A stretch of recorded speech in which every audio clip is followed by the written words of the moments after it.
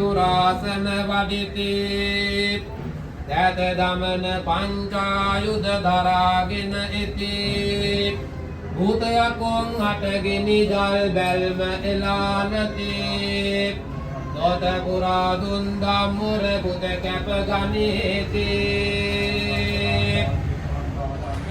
গঙ্গারামাইয়া বুদ্ধের যে টেম্পল সেটা সুন্দর, বেশ দারুণ। রাস্তাঘাট একদম পুরো কত সুন্দর করে সব এরা মেনটেন করেছে।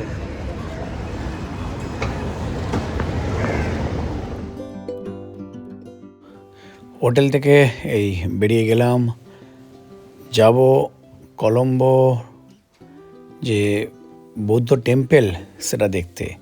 হোটেলের সামনেই যেহেতু হচ্ছে আমাদের সমুদ্র, সুন্দর নাইস ভিউ। আমরা এই আইটিসি থেকে এখন বেরিয়ে চলে যাচ্ছি কলম্বোর বৌদ্ধ টেম্পল দেখতে, গঙ্গারামাইয়া। সেই টেম্পল আপনাদেরকে দেখাবো ভেতরে কী কী আছে, সমস্ত কিছু খুঁটিনাটি তুলে ধরবো আমার এই ব্লগে। তো দেখতে থাকুন আমার এই চ্যানেল চড়াই উতরাই। এই কলম্বোতে কিন্তু উবের অ্যাভেলেবেল, আর উবের বুক করলে মোটামুটি কমিউনিকেশানে খুব একটা বেশি সমস্যা হয় না। আমরা দেখলাম যে সমস্ত উবেরওয়ালাই কিন্তু ইংরেজিটা বলতে পারে আর কাজ চালিয়ে নেওয়ার মতো। শ্রীলঙ্কায় আসলে কিন্তু অ্যাটলিস্ট উবের বুক করলে সমস্যা নেই। লোকাল যে অটোওয়ালারা আছে তারাও বোঝে, কেউ কেউ হিন্দিও বলতে পারে, আবার কেউ কেউ ওই আধা হিন্দি আধা ইংরেজি বলে কাজ চালিয়ে নেওয়া যাচ্ছে। তো আমাদের বেশিক্ষণ সময় লাগলো না, 10 মিনিটের মধ্যেই চলে আসলাম। কলম্বো যদিও ছোট্ট জায়গা, 10 মিনিটের মধ্যেই চলে আসলাম এই বুদ্ধিস্ট টেম্পলে। ভেতরে ঢুকবো, আর এই ঢোকার জন্য এখানে যে এন্ট্রি ফিস আছে সেটা নিচ্ছে 500 শ্রীলঙ্কান রুপিসে। তো ইন্ডিয়ান মানি যদি কনভার্ট করা হয় ওই 165 টাকার কাছাকাছি, 165 থেকে 170 টাকার কাছাকাছি। তো আমরা টিকিট নিয়ে বাইরে জুতো রেখে এবার ভেতরে ঢুকবো, আর ভেতরে যে কলা কৌশলী সেগুলো সমস্ত কিছু দেখাবো। এখানে বাইরে দেখুন, হ্যাঁ, পাহারাদার, সিংহের মতোই লাগছে। পাহারাদার পাহারা দিচ্ছে এই মন্দিরে। তো মন্দিরে কিন্তু এখানে অনেক ফরেনারও এসেছে, বিভিন্ন ধরনের মানুষজন এখানে আসছে দেখার জন্য। তো আমি এবার ভেতরে নিয়ে যাই, হাতির দাঁত দেখাবো, আর এই টেম্পলের ভেতরে নিদর্শনগুলো আপনারাও দেখুন।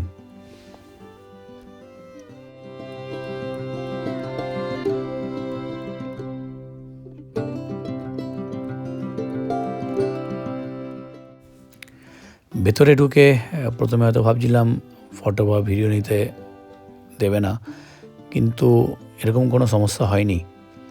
পুরোটাই ভিডিওগ্রাফি আমি করলাম এবং কোনো রকম বিধিনিষেধ নেই। শুধু একটা জিনিস মাথায় রাখতে হবে, আমাদের এখানে আমাদের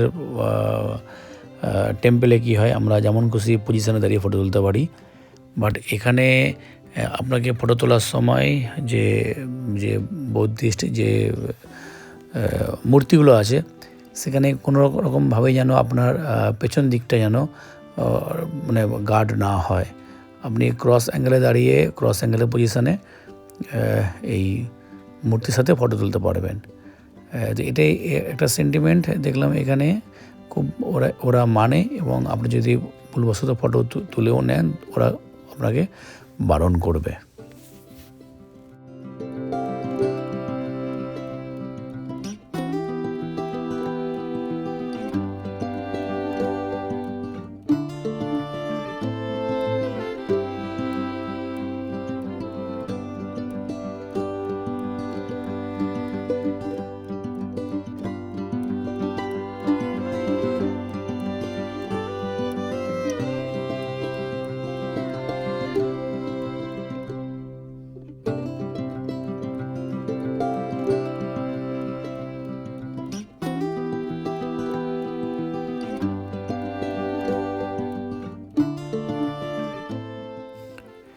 এতদিন জানতাম যে হাতি মরে গেলেও লাখ টাকা কেন বলে, বেঁচে থাকলেও লাখ টাকা যা দাম, মরে গেলেও লাখ টাকার দাম কেন, সেটা কিন্তু এবার এইখানে এসে বুঝতে পারলাম। কারণ এই হাতির দাঁতগুলো দিয়ে এত সুন্দর সুন্দর কারুকার্য করা, এক কথায় মানে বলা যাবে যে মানে আপনি চোখ ফেরাতে পারবেন না। সেগুলো সমস্ত কিছু ক্যাপচার করেছি। আর হাতির দাঁতের যে বিভিন্ন রকমের কারুকার্য, সেগুলো সব দেখাচ্ছি।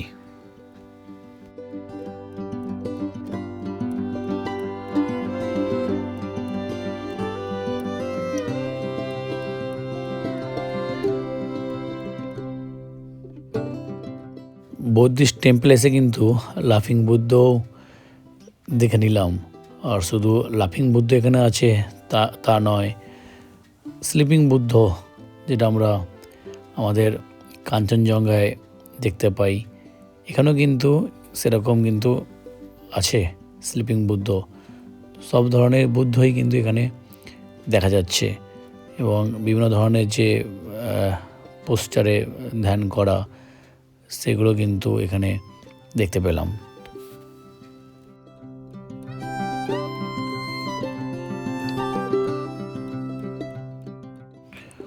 এখানে কিন্তু আপনার যদি কখনো কোনো সময় যদি ঘড়ি হারিয়ে থাকে, তাহলে কিন্তু এখানে পেয়ে যাবেন।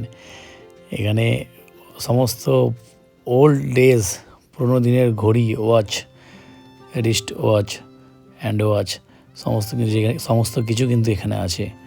তো দেখলাম পুরো সমস্ত কিছু। এই কারণেই শ্রীলঙ্কা আসলে কলম্বোর খুব কাছে আপনারা কিন্তু একদিন পুরো একটা ছোট প্ল্যান করতে পারেন এই কলম্বো ঘুরে নেওয়া। আর এখানে কিন্তু না আসলে, এই বৌদ্ধিস্ট টেম্পল কিন্তু না আসলে অনেক কিছু কিন্তু জিনিস দেখা থেকে মিস হয়ে যাবে।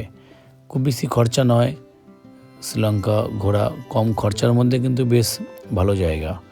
আর শ্রীলঙ্কার অর্থনীতি বেসিক্যালি ডিপেন্ড করে কিন্তু এই ট্যুরিজমের ওপরেই।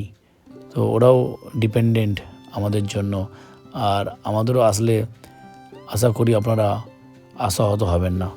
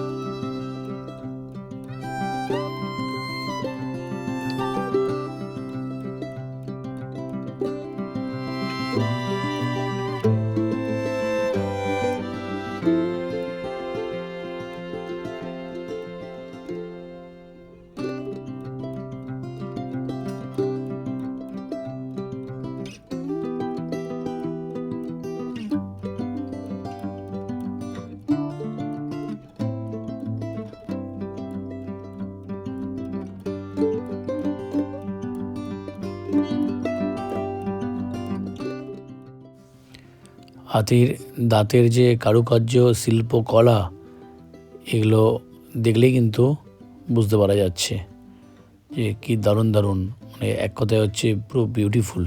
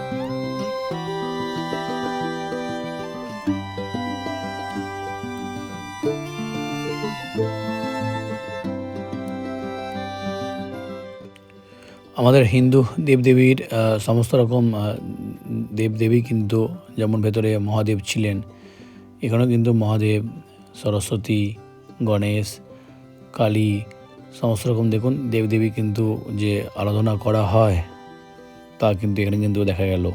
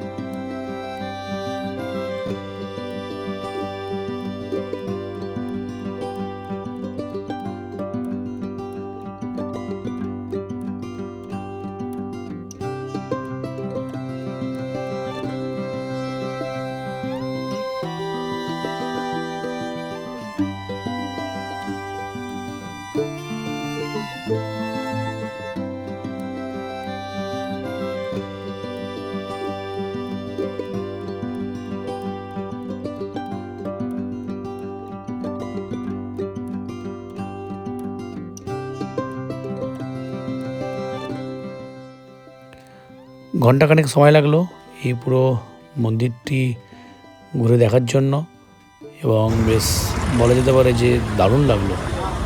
না আসলে বরঞ্চ আমরা মিস করে যেতাম, যে কলম্বোয় থেকে এই বৌদ্ধিস্ট টেম্পেলটা না দেখলে গঙ্গারামাইয়া মিস হয়ে যেত। ওই কারণে আসলে কিন্তু এই টেম্পেলে আসতে হবেই।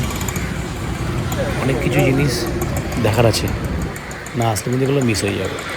এবার আমরা এখান থেকে বেরিয়ে যাবো হচ্ছে আমাদের নেক্সট ডেস্টিনেশন, আর ওটা দেখাবো হচ্ছে নেক্সট ব্লগে। এই ব্লগটি এবার আর লম্বা না করে এখানেই শেষ করছি। Tata, bye bye, take care.